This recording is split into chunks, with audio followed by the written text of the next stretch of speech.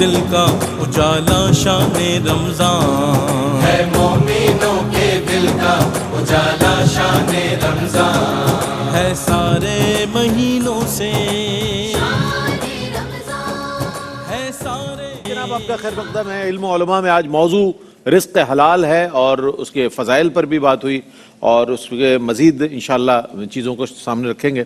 نبی کریم علیہ السلام کی خدمت میں صحابہ اکرام مصافحہ کر رہے تھے۔ ایک صحابی رسول آئے جن کے ہاتھوں کو رسول اللہ صلی اللہ علیہ وسلم نے بڑا سخت پایا، تو فرمایا تم کیا کرتے ہو، کیا تمہارے ہاتھ اتنے سخت ہیں؟ تو وہ عرض کرنے لگے کہ میں اپنے بال بچوں کے لیے محنت مزدوری کرتا ہوں ان ہاتھوں سے جن کے سبب یہ ہاتھ سخت ہو گئے۔ سرکار علیہ السلام نے فرمایا القاسب حبیب اللہ، کہ جو محنتی وہ اللہ کا دوست ہے۔ تو کتنی فضیلت ہے محنت کر کے حلال روزی کمانے والے کی، آپ اس سے اندازہ کر سکتے ہیں۔ ہم اب یہ جاننا چاہیں گے کہ بنیادی جو اصول ہے رزق کے حوالے سے، حلال و حرام کے بنیادی اصول اگر ہم جاننا چاہیں مفتی صاحب، یہ ایک بہت ہی امپورٹنٹ سوال ہے آج کی اس موضوع کا۔ میں چاہتا ہوں آپ ارشاد فرمائیں۔ جی بالکل، دیکھیں آسان سی بات ہے۔ ایک تو ہم نے وہ جو فی نفسی ہی بالذات حرام چیزیں تھیں ان کے اصول تو بیان کر دیے۔ اب جو کسب کے اعتبار سے حلال و حرام کا تعین ہے، اس کا بنیادی اصول یہ ہے کہ اگر ہم رزق کو نبی کریم صلی اللہ علیہ وسلم کے بتائے ہوئے طریقے سے اجازت شرع کے ساتھ قوانین شرع کی روشنی میں اور قوانین شریعت نے جو لیمیٹیشنز قائم کی ہیں، حدود، ان کا لحاظ کر کے حاصل کریں گے وہ حلال ہوگا۔ اور اگر ہم نے قوانین شرع کو پامال کیا، ان کو توڑ دیا، اجازت شرع کو ملحوظ نہ رکھا، لیمیٹیشنز کراس کر دیں تو وہ حرام بن جاتا ہے۔ ایک صاحب کو میں اکثر ہی سناتا رہتا ہوں، میں نے کہا کہ آپ درس قرآن میں آئے، کہیں گے مفتی صاحب کیا کریں، بیوی بچوں کے لیے رزق حلال کمانا بھی تو عبادت ہے۔ میں نے کہا رزق حلال کس کو کہتے ہیں؟ تھوڑی دیر سوچتے رہے کہ کہنے لگے آپ بتائیں۔ میں نے کہا کماتے آپ کو بتاؤں میں؟ آسان سے اصول یہ ہے۔ اب اس کا مطلب یہ ہوا کہ ہر شخص جس انداز سے کسب کر رہا ہے اس کو جاننا چاہیے کہ اس کے سلسلے میں شرعی قوانین کیا ہیں، لاز کیا ہیں، لیمیٹیشنز کیا ہیں، ٹرمز کیا ہیں، کنڈیشنز کیا ہیں۔ اگر آپ کا رزق حاصل کرنا اس کے مطابق ہے تو حلال، اگر اس کے مطابق نہیں ہے تو حرام۔ اور بعض اوقات دونوں مکس ہو جاتے ہیں کہ بعض کی رعایت ہوتی ہے بعض کی، یہ تو اس کے مطلب ہے کہ حرام اور حلال دونوں مکس ہے۔ اور یہ میں بارہا عرض کر چکا ہوں کہ اس میں خوفزدہ ہونے کی حاجت نہیں ہے۔ جس انداز سے آج دنیا میں کاروبار چل رہے ہیں، میں بھی اس کو مانوں گا کہ 100% اس کو شریعت کے تابع لانا انتہائی دشوار ہے۔ اگر ایک اپنے ملک کے اعتبار سے آپ کر بھی لیں تو انٹرنیشنل لیول پہ جو ٹریڈنگ ہو رہی ہے اس کو آپ کیسے اس کے ساتھ ایڈجسٹ کر سکیں گے؟ لہٰذا اس صورت میں خود ہماری شریعت بعض جگہ آپ کو رعایت دیتی ہے، لیکن آپ کو چاہیے کہ علماء اسلام سے رابطہ رکھیں اور پوچھیں کہ میں یہ کام کر رہا ہوں کس حد تک صحیح ہے کس حد تک نہیں، اور اس میں اگر غلط ہے تو کہاں تک شریعت مجھے اجازت دیتی ہے رعایت کہ اگر میں پیچھے ہٹتا ہوں تو میں تباہ و برباد ہو جاؤں گا۔ اچھا، اس میں اور بھی تفصیل ہے لیکن میں ایک موضوع پہ اصل میں تھوڑا سا ہٹ کر ہے لیکن میں اس پہ کلام کرنا چاہتا ہوں، اس کے بارے میں اللہ تعالیٰ نے فرمایا حرام چیزوں کا بیان کرتے ہوئے وَمَا أُحِلَّ بِهِ لِغَيْرِ اللَّهِ، وہ بھی تم پر حرام ہے جس کے ساتھ اللہ کا نام پکارا گیا ہو۔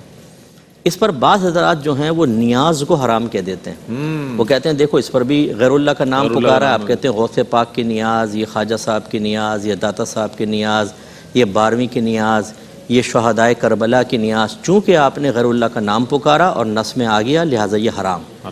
ہم دار ادب میں رہ کے کہتے ہیں کہ اگر ولیمے کا کھانا ہو رہا اور کوئی پوچھے یہ کس چیز کا کھانا ہے، آپ کہیں ولیمے کا، وہ بھی حرام ہونا چاہیے۔ شادی کا کھانا وہ بھی حرام، عقیقہ کا کھانا وہ بھی حرام، سالگرہ کھانا وہ بھی حرام، وہ حلال رہیں غیر اللہ کا نام پکارنے کے باوجود اور یہ حرام ہو جائے، یہ کیوں؟ کیا بات؟ اس کا مطلب یہ ہوا کہ اس آیت سے جو استدلال کیا گیا ہے وہ کوتاہ علمی کے ساتھ کیا گیا ہے، کوتاہ نظری کے ساتھ کیا گیا ہے، یعنی پوری وضاحت نہیں طلب کی گئی۔ اصل میں اس کا پس منظر دیکھیں، نبی کریم صلی اللہ علیہ وسلم کے دور میں، زمانہ جاہلیت کی بات کر رہا ہوں، کفار بتوں کے نام پر جانور ذبح کرتے تھے اور بوقت ذبح یہ کہتے تھے منات کے نام پر، عزا کے نام پر، لات کے نام پر۔ اس کے بارے میں اللہ نے آیت نازل فرمائی کہ وہ ذبیحہ بھی کھانا تم پر حرام ہے جس پر بوقت ذبح غیر اللہ کا نام لے لیا گیا۔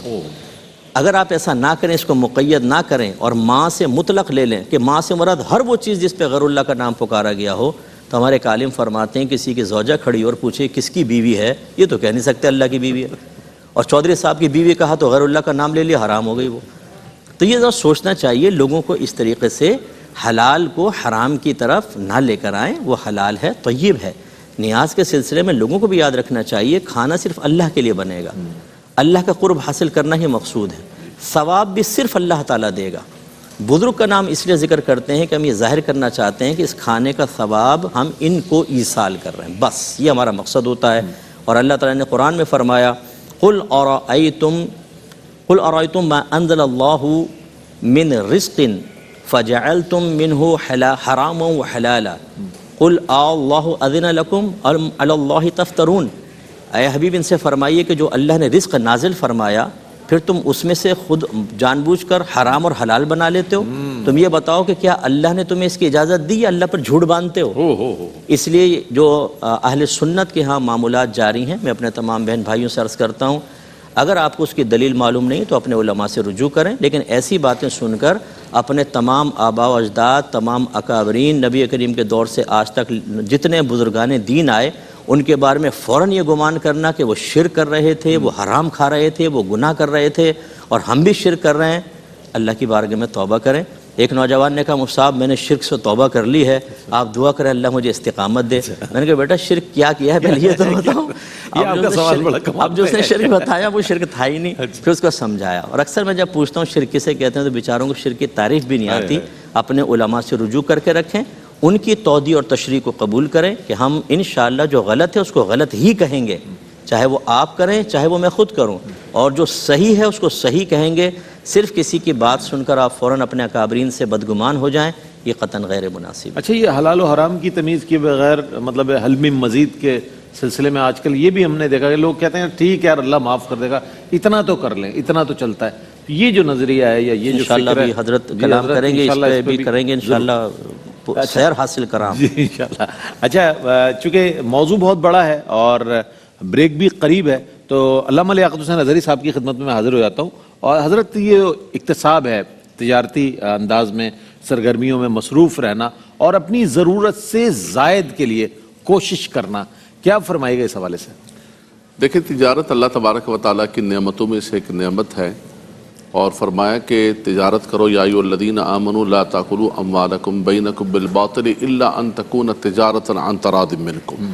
جو باہمی طور پہ تم تجارت کے ذریعے مال کماتے ہو وہی تمہارے لیے حلال ہے.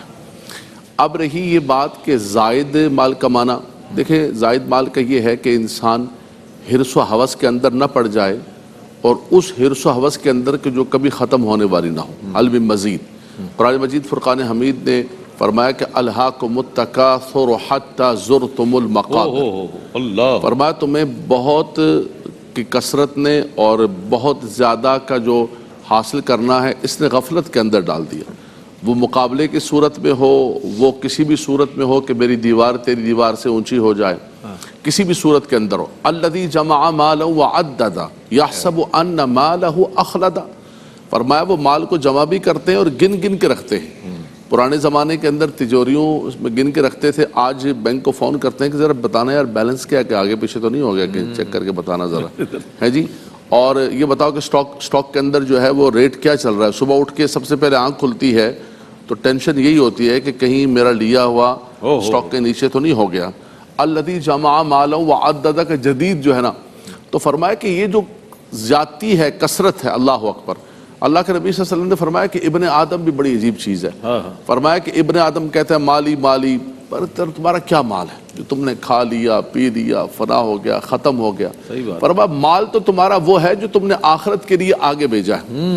اور فرمایا کہ ابن آدم کا مزاج یہ ہے کہ اگر ابن آدم کو سونے کی بھری ہوئی ایک وادی مل جائے تو کہے گا مجھے دوسری وادی سونے کی مل جائے، تمنا کرے گا.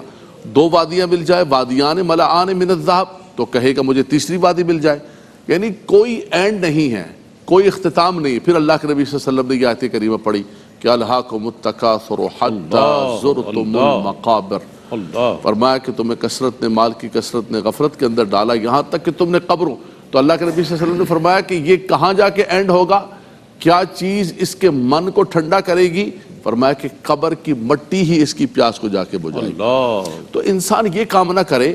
باقی دیکھیں اللہ تبارک و تعالی انسان کو عطا فرماتا ہے. کچھ لوگ اس لیے بھی کرتے ہیں کام کہ یار میں کروں گا، فیکٹری چلے گی، کتنے لوگوں کی مزدوری لگی ہوگی، ان کے ذریعے کتنے خاندان پل رہے ہوتے ہیں۔ کچھ لوگ اللہ کے ایسے بھی بندے ہیں کہ جن کو اللہ تبارک و تعالیٰ نے وسعتیں عطا فرمائی ہیں، تو وہ مدارس کی خدمت کرتے ہیں، وہ جو ہے دین کے لیے وہ جو صدقات کے ذرائع ہیں ان کو استعمال کرتے ہوئے وہ جو ہے دین کے لیے استعمال کرتے ہیں۔ تو اب یہ نہیں کہا جا سکتا کہ ہر آدمی کے لیے کہ بھائی زیادہ نہ کماؤ، زیادہ کما کے دیکھیں یہی مال ہے جس سے زکوٰۃ دیتے ہیں، یہی مال ہے جس سے چیریٹیز چلتی ہیں، یہی مال ہے جس کے ذریعے بہت بڑے بڑے ویلفیئر کے کام ہوتے ہیں۔ بالکل بالکل۔ تو مطلق نہیں منع کیا جا سکتا۔ سیدنا عبد الرحمن بن عوف کو اللہ نے بڑا مال عطا فرمایا، سیدنا عثمان غنی رضی اللہ تعالیٰ، لیکن ان کا مال اللہ کے نبی صلی اللہ علیہ وسلم کے اشاروں پر چلتا تھا۔ آج کو عالم کہے کہ بھئی یہاں خرچ نہ کریں آپ، کہ یہاں پر تو سارے کھاتے پیتے لوگ ہیں، آپ کسی جگہ غریب علاقے، بولا مولانا صاحب نہیں مجھے تو یہی خرچ کرنا ہے، وہ جو آپ بتا رہے ہیں جنگل میں مور ناچا کس نے دیکھا، مجھے یہیں روڈ کے بیچ میں کھڑا کر۔ لیکن ان کا مزاج یہ تھا کہ اللہ نے مال دیا ہوا تھا تو وہ مال اشارہ مصطفیٰ صلی اللہ علیہ وسلم پر خرچ کرنا، کہ کہاں پر ضرورت ہے، کہاں پانی کی ضرورت ہے، کہاں کسی کون سی مصیبت کے اندر ہے۔ تو مال کو ہم مطلق منع نہیں کرتے ہیں، نہ شریعت مطلق منع کرتی ہے، لیکن اس کے اندر جیسے مصعب نے فرمایا کہ سب سے بنیادی چیز ہے کہ آپ حلال و حرام کی تمیز رکھیں۔ طلب الحلال فریدہ، اور القاسب حبیب اللہ، بالکل اللہ تبارک و تعالیٰ کا حبیب ہے، اور نبی صلی اللہ علیہ وسلم نے اتنا پسند فرمایا کہ حضور علیہ السلام نے اپنے ہاتھ سے جو ہے دستہ لگا کر اس کے ہاتھ میں دیا کہ یہ لے جاؤ اور جا کر جنگل سے لکڑیاں کاٹ کے لے کر آؤ۔ یعنی یہ بھی ایک اشارہ ہے کہ کھانا کھلانا بھی سعادت کی بات ہے، یہ بھی اسلام کا شعار ہے، اطعام الطعام، لیکن مچھلی کھلانا بھی ہے، لیکن مچھلی پکڑنا سکھانا بھی ہے۔ آج مچھلی پکڑنے کے سکھانے کی طرف کم جا رہے ہیں۔ یہ بھی آقا دو جہاں صلی اللہ علیہ وسلم کی سنت مبارکہ ہے کہ کسی کو ہنر سکھا دیں، کسی کو راہوں پر لگا دیں۔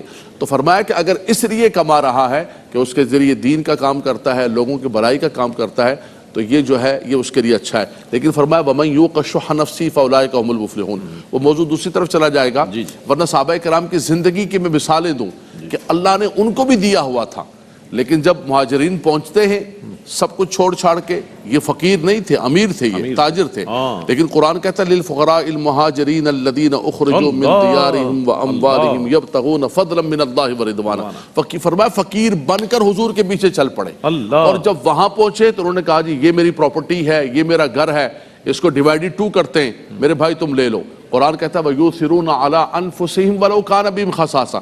اگلا جو جملہ کہا ہے اس پر سبحان اللہ، فرمایا وَمَن يُوقَ شُحَّ نَفْسِهِ، یہ شح وہ شیخ والا نہیں ہے، یہ الگ شح ہے۔ وَمَن يُوقَ شُحَّ نَفْسِهِ فَأُولَٰئِكَ هُمُ الْمُفْلِحُونَ، فرمایا کہ جس کے من سے لالچ کو کھینچ لیا گیا، فرمایا وہ فلاح پا گیا۔ تو آپ کمائیں، لیکن کوشش یہ کریں کہ یہ دولت، یہ دنیا کہیں ہمارے من کو آلودہ تو نہیں کر رہی۔ ان اللہ لا ينظر الى صورکم ولکن ينظر الى قلوبکم ونیاتکم واعمالکم۔ سبحان اللہ، سبحان اللہ، سبحان اللہ۔ مفتی صاحب نے بھی اپنے جواب میں عقائد کی درستگی کے حوالے سے بھی جب بات آتی ہے تو علماء حضرات اپنے جواب میں ان چیزوں کو بھی، اور علامہ لیاقت حسین اظہری صاحب نے بھی اس بات کو پیش نظر رکھا اور بتایا کہ کس آج بے روزگاری کا رونا رویا جاتا ہے، یہ نہیں دیکھا، یہ کہا جاتا ہے یہ بہت چھوٹا کام ہے، اگر ہم کریں گے تو ہم یہ نہیں کر سکتے، جبکہ اگر آپ لقمہ حلال آپ کے پاس آ رہا ہے کسی محنت مزدوری کر کے، تو آپ کے لیے سمجھ لیں کہ یہ تو باعث برکت ہے آپ کے لیے، اور کوئی وبال نہیں ہے آپ پر دنیا اور آخرت میں۔ ایک مختصر سا وقفہ لیں گے، وقفے کے بعد جب لوٹیں گے انشاءاللہ تو مزید سوالات کو شامل کریں گے، آپ ہمارے ساتھ رہیے گا۔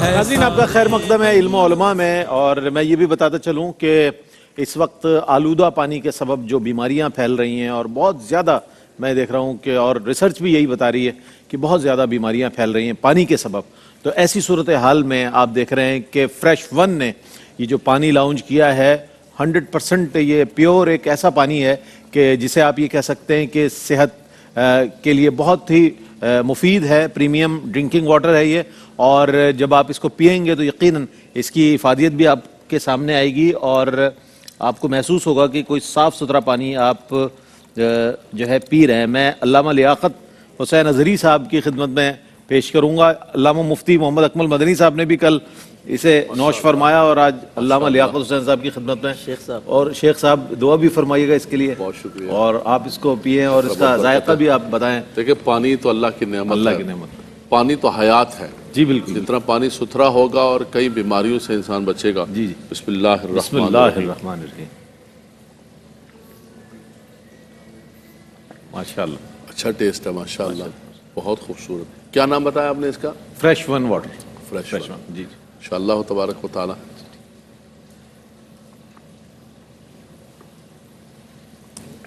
जज़ाकल्लाह। अच्छा, अब हम आते हैं अपने मौजू की जानिब। आखिरी सेगमेंट है, चूँकि अल्लामा हाफिज़ उवैस अहमद साहब को शामिल करेंगे और इंशाअल्लाह फिर पैगामात भी लेंगे। हमारा अकीदा तो यही है कि राज़िक़ अल्लाह की ज़ात है, तो ऐसी सूरत हाल में हुसूल रिज़्क़ में तवक्कुल की जो अहमियत है उसकी वजाहत में चाहता हूँ कुछ। बिस्मिल्लाहिर्रहमानिर्रहीम। ये जुमला जो आपने कहा ना कि अकीदा ये है कि राज़िक़ अल्लाह ही है, बेशक। दिल के तार छेड़ दिए आपने। अल्लाह, क्योंकि कुरान करीम ने जो अल्लाह पाक के राज़िक़ होने की जो सिफ़त है उसको जिस तरीके से बयान किया है, वाह वाह, उसे दिल में जागुज़ी करने की बड़ी ज़रूरत है। सुभान अल्लाह पाक फरमाता है अल्लाहु यब्सुतुर रिज़्क़ लिमन यशाअ व यक़दिर। वही है जो रिज़्क़ अपने बंदों को फैला के भी अता करता है और उसकी ज़रूरत के मुताबिक तंग करना चाहे तो तंग फरमाता है। वमा मिन दाब्बतिन फिल अर्दि इल्ला अलल्लाहि रिज़्क़ुहा। ज़मीन में जो भी है सबको रिज़्क़ जो है वो अल्लाह पाक अता फरमा रहा है। और रब्बे कायनात फरमाता है वल्लाहु यर्ज़ुक़ु मन यशाअ बिग़ैरि हिसाब। और जिसे अल्लाह रिज़्क़ जिसे चाहे बेहिसाब रिज़्क़ अता फरमाता है। सुभान अल्लाह। जो भी अपनी ज़रूरत को पूरा कर रहा है मेरा रब उसे रिज़्क़ अता फरमा बेशक रहा है। बेशक बेशक। बीबी मरियम को बेमौसम फल अता फरमाए। कुल्लमा दखल अलैहा ज़करियल मिहराब वजदा इंदहा रिज़्क़ा क़ाल या मरियम अन्ना लकी हाज़ा क़ालत हुवा मिन इंदिल्लाह इन्नल्लाह यर्ज़ुक़ु मन यशाअ बिग़ैरि हिसाब है। और फिर आप देखें कि जो ये दुनिया तो दुनिया है, शुहदा को भी वो रिज़्क़ अता फरमा रहा है। वला तहसबन्नल्लज़ीना कुतिलू फ़ी सबीलिल्लाहि अमवाता बल अहयाउन इंदा रब्बिहिम युरज़क़ून। सुभान अल्लाह। शहीदों को भी हमें शऊर तो नहीं है मगर वो रिज़्क़ उनको अता, शुहदा को रिज़्क़ पहुंच रहा है। वो ऐसा रज़्ज़ाक़ जिंदगी को पहुंच ही रहा है। है, अल्लाह। वो ऐसा रज़्ज़ाक़ है, शहीदों को भी रिज़्क़ अता फरमा रहा है। वो हुजूर ने फरमाया ना अबी तो इंदा रब्बी युतइमुनी व यस्कीनी। मैं रात अपने रब के यहाँ गुजारता हूँ, वही मुझे खिलाता है, वही मुझे पिलाता है। वाह वाह वाह। अब इसमें क्या है, तवक्कुल का जो पहलू है ना, बल्कि तवक्कुल को रिज़्क़ के साथ अल्लाह ने जोड़ा है। वयर्ज़ुक़हु मिन हैसु ला यहतसिब। वहाँ से रिज़्क़ अता करता है जहाँ से किसी का गुमान भी नहीं बेशक होता। वमन यतवक्कल अलल्लाहि फहुवा हस्बु।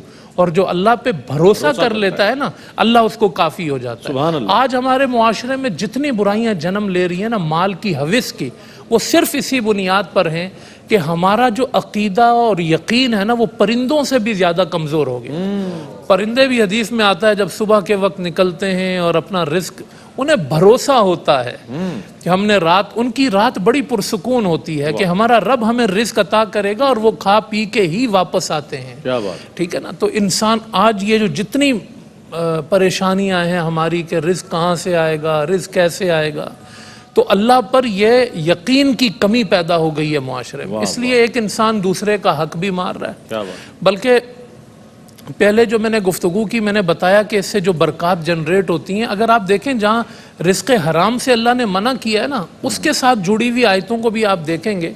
ला तअकुलू अमवालकुम बैनकुम बिल बातिल, उसके साथ है वला तक़तुलू अनफुसकुम। यानी बातिल तरीके से जो रिस्क आता है ना, वो कत्ल का जरिया भी बनता है। लोग एक दूसरे को इसकी वजह से मार भी देते हैं। तो अगर इंसान को ये पता हो कि मेरा जो नसीब है वो लिख दिया गया है, बल्कि जब मैं इस दुनिया में आया तो उसी वक्त फरिश्ते ने लिख दिया था कि इसको कितना मिलना है और कहाँ से, फिर इंसान जो है मायूसी का शिकार हो, फिर इंसान हराम का शिकार हो, गलतियों का शिकार हो, तो उसके बजाय इंसान को अल्लाह पे भरोसा रखना चाहिए। और जब वो भरोसा पूरा हो जाता है तो फिर जो है वो इंसान मुतमईन हो कि अपने नसीब का खाता है और फिर अपनी गलतियों को कम करता है और फिर अपने आप को मुआशरे में हलाल रिज़्क़ के बरक़ात और समरात से जोड़ लेता है। मैं बहुत शुक्रिया अदा करूँगा अल्लामा साहब, आप तशरीफ़ लाए, अल्लामा लियाक़त हुसैन नज़री साहब आप तशरीफ़ लाए। और मुझे इस बात का शदीद एहसास रहता है कि दामन वक्त में गुंजाइश कम रहती है। मौजू इतने खूबसूरत मौजूआत पर इतनी मुदल्लल और कुरान और हदीस की रोशनी में जब गुफ्तगू होती है तो दिल चाहता है ये हज़रात कहते चले जाएँ। चूँकि माशाअल्लाह ये वो हज़रात हैं, अल्लामा हाफिज़ उवैस अहमद साहब हों, अल्लामा लियाक़त साहब हों या अल्लामा मुफ्ती मोहम्मद अकमल मदनी साहब हों, ये रोज़ाना की बुनियाद पर तफसीर कुरान बयान फरमाने वाले लोग हैं, माह रमज़ान में भी और उमूमी तौर पर भी। तो ज़ाहिर है इनका मुताला और मुशाहिदा बहुत वक़ी है और वसी है। उसकी रोशनी में जब तक जवाबात पहुँचते हैं तो मेरे जैसे तालिब इल्मों को और आप जैसे लोगों को बहुत लुत्फ़ आता है, जिसका आप लोग इजहार भी करते हैं। आप दोनों की आमद का बहुत शुक्रिया। क़िबला मुफ्ती साहब हमारे साथ तशरीफ़ फरमा होंगे। अगला सेगमेंट जो है वो इजहार अक़ीदत का सेगमेंट है जिसमें हम हाजिर होंगे और उसके बाद जो है अज़ान फ़जर का वक्फ़ा आएगा और उसके बाद जो है आपके मसाइल और उनका हल, ये जो सेगमेंट है क़िबला मुफ्ती मोहम्मद अकमल मदनी साहब हमारे साथ होंगे, आपके लाइव सवालात के जवाबात इनायत फरमाएंगे। आप हमारे साथ रहिएगा। अगला सेगमेंट है इजहार अक़ीदत।